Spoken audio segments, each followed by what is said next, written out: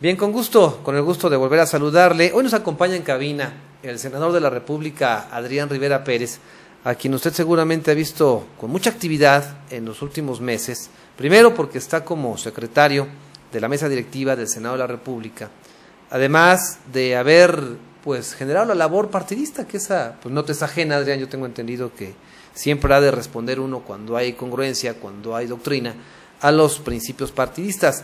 Tuvo la dirigencia de su partido político en el Estado de México en el proceso electoral pasado, y para el que se avecina está en un esfuerzo similar en el Estado de Guerrero, sin perder la representación del Estado de Morelos. ¿Cuál es tu obligación en el Senado de la República? Primero, Adrián, gracias por estar aquí con nosotros. Bienvenido. No, al contrario, te doy muy buenas tardes y buenas tardes al auditorio. ¿Cómo explicar al auditorio estas dobles funciones o dobles actividades en un solo personaje? Bueno, en primer lugar, desde luego que la función primordial ahorita es la del Senado de la República, fungiendo como secretario, pero bueno, también como un senador más dentro de los 128 que tiene que trabajar en el conjunto de las iniciativas y reformas que hemos desarrollado, ¿no? Y la parte del partido, valga el concepto, pues ha sido una distinción que así lo debo entender, así lo entiendo yo, y lo pongo a disposición desde luego el contexto concreto del partido, de mis compañeros panistas, pero pues del Estado de Morelos, una distinción a morelenses, que en este caso, en lo particular en un servidor, el Comité Ejecutivo Nacional pues descansa una confianza para efecto de coadyuvar con los compañeros el año pasado en el Estado de México, siendo delegado estatal con funciones de presidente, para poder coadyuvar con los compañeros del Estado de México en resolver la problemática interna y poder generar el proceso que permitió tener un nuevo dirigente y generar estabilidad dentro de Acción Nacional.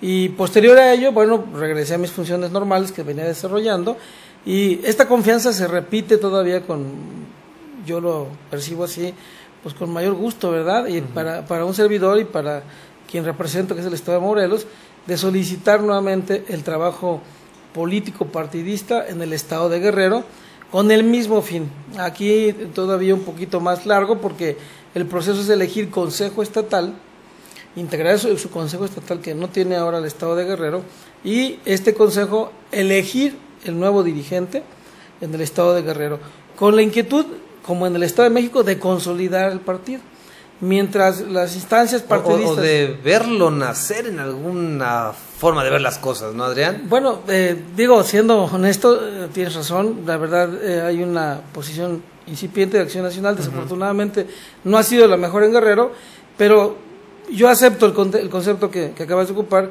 Me toca de alguna manera conducir el proceso donde nazca el PAN, y ya con un elemento de una determinada solidez. No solamente estoy yendo a generar la publicación de convocatorias y observar qué pasa y quiénes se inscriben y quiénes ganan, sino también desarrollar la labor del presidente, que implica todo el trabajo interno político, porque hay que decir que el 30 de enero es la elección de gobernador en Guerrero. Me tocará prácticamente dejar al nuevo dirigente en el mes de octubre, noviembre, pues ya el camino prácticamente realizado en términos de estrategia electoral, definición de coalición o no con el PRD, PT, Convergencia, etcétera, a la gubernatura, puesto que esto implicará que el 30 de enero, estamos hablando de noviembre, y lo que restase de enero, pues estarían trabajando ya en la nueva dirigencia para la elección de gobernador. Entonces, todo este proceso pues es lo que estamos desarrollando, además del posicionamiento y el conocimiento del partido en el Estado de Guerrero, visitando regionalmente ahora los municipios en la Costa Chica, Costa Grande, la región de la montaña, Tierra Caliente, la región centro, y posteriormente me dará tiempo todavía de hacer visitas, no a todos los municipios, pero a varios de ellos, de manera particular, para hacer presencia de Acción Nacional. A mí me queda claro que esta distinción, como tú la calificas, que te da Acción Nacional, el Comité Ejecutivo Nacional de tu partido, es ante los logros, ¿no? Así debemos de verlo también, que se han logrado en Morelos. No es un partido muy añejo en esta entidad y han cosechado importantes triunfos.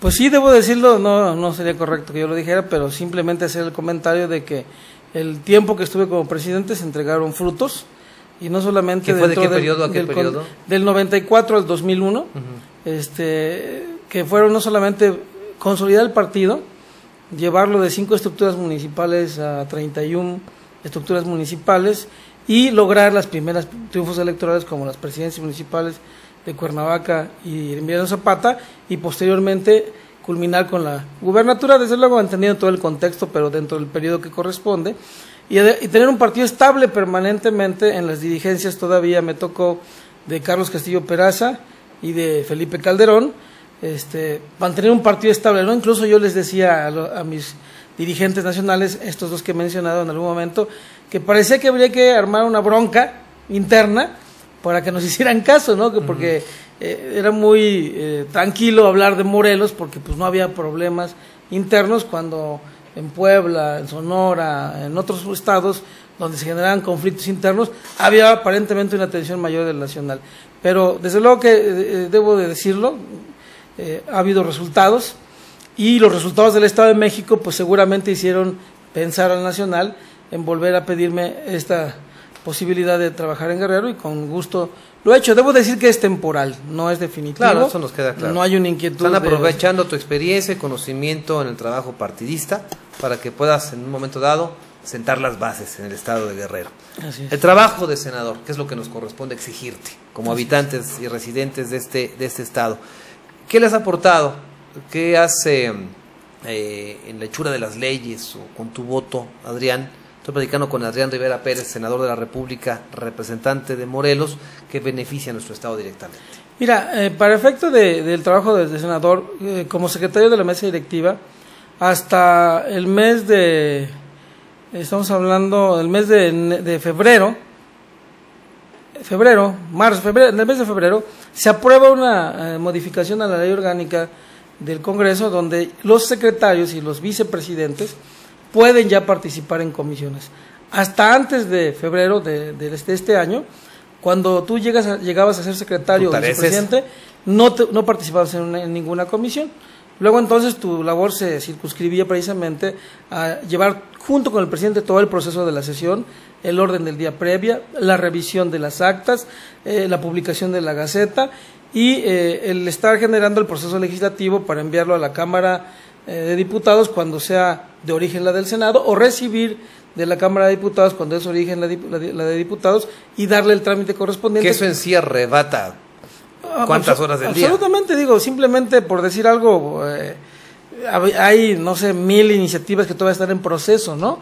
Que no han tenido ya una conclusión entre Cámara de Origen y Cámara Revisora, y esto implica pues todo el tiempo, ¿no? Todo el tiempo que se pueda uno imaginar estar en la revisión de todo ello, y sobre todo porque recae una responsabilidad a la firma de los documentos que se envían o al Ejecutivo o al Legislativo de la Cámara Baja, que es la Cámara de Diputados. Tiempos, formas, etcétera.